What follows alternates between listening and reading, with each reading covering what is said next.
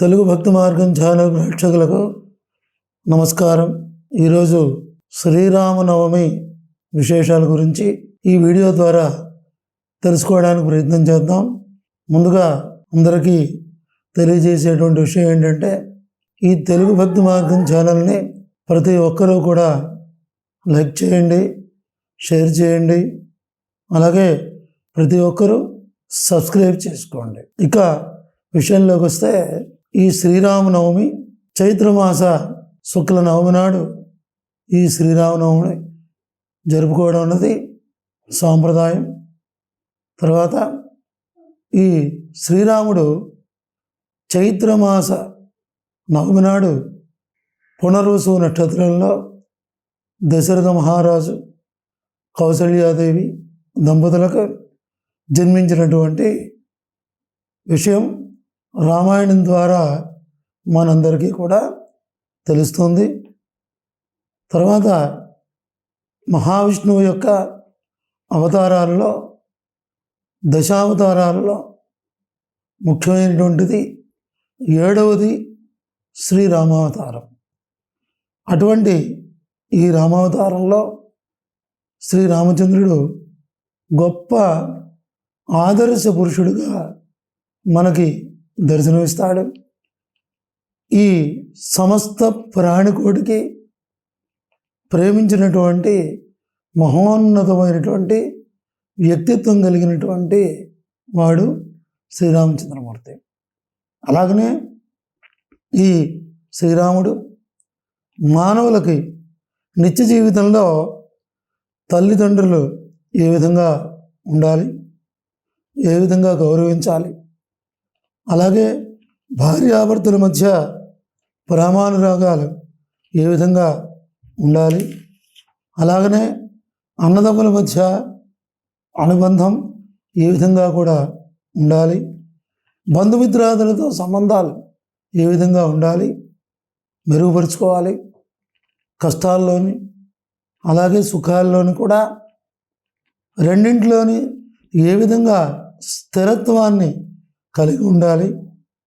ఈ చక్కనైనటువంటి విషయాలన్నీ కూడా తాను ఆచరించి మానవులందరికీ కూడా మార్గదర్శకుడైనటువంటి మహోన్నతమైనటువంటి వ్యక్తి శ్రీరామచంద్రమూర్తి. అంతేకాకుండా ఈ శ్రీరామచంద్రుడి యొక్క పరిపాలనలో ప్రజలు అందరూ కూడా అన్ని వర్గాల వారు కూడా చాలా సుఖశాంతులతో ఉండేటట్లు పరిపాలన చేసేవాడు. అందుకే ఈరోజు కూడా రామరాజ్యం అనేటువంటి మాట ఈ యుగంలో ఈరోజు కూడా ఉంది.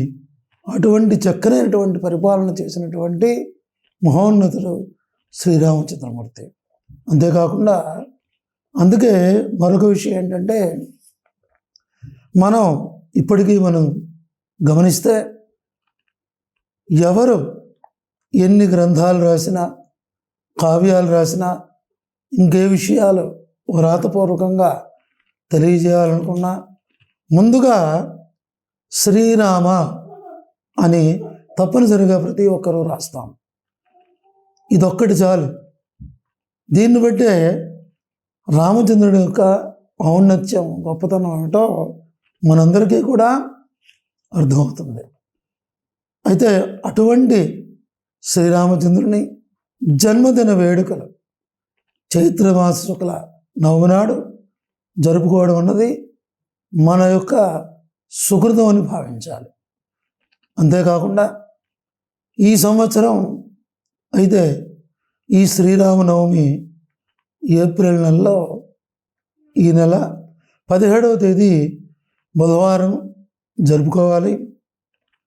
ఈ శ్రీరామనవమి వేడుకలు చైత్రమాస పాడ్యము నుండి, అంటే ఉగాది నుండి నవమి వరకు కూడా జరుపుకునేటువంటి సాంప్రదాయం మనకి చాలా కాలంగా వస్తుంది. వీటినే వసంత నవరాత్రములు అని కూడా అంటారు. ముఖ్యంగా ఈ శ్రీరామనవమి నాడు ఏం చేయాలి అంటే, అంటే ప్రాతకాలంలోనే లేచి నిద్ర లేవాలి, స్నాన సంధ్యాదుల్ని కూడా ముగించుకొని శ్రీరాముని, సీత, లక్ష్మణ, భరత, శత్రుఘ్న, హనుమత్ సమేతంగా కూడా షోడశోపచారములతో పూజ చేసుకోవాలి. పూజ చేసుకున్న తర్వాత గోధుమ రవ్వ, పంచదారతో కలిపినటువంటి రవ్వ లడ్డూలు అంటారు, వాటిని తప్పనిసరిగా నివేదన చేయాలి.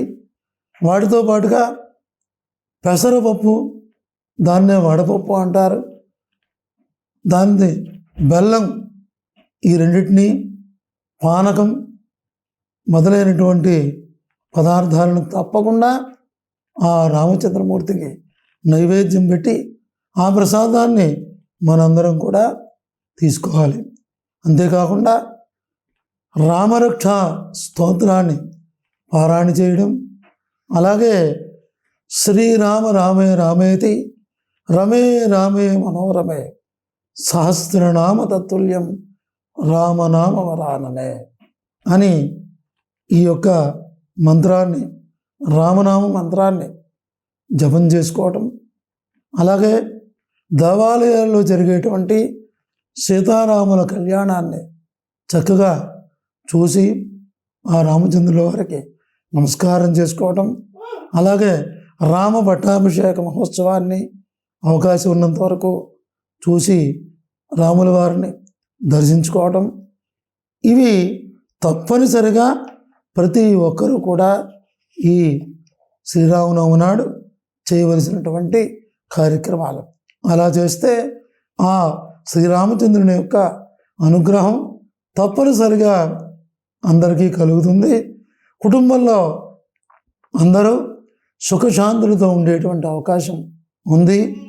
దేశం అంతా కూడా సుభిక్షంగా ఉండేటువంటి అవకాశం చాలా ఎక్కువగా ఉంటుంది.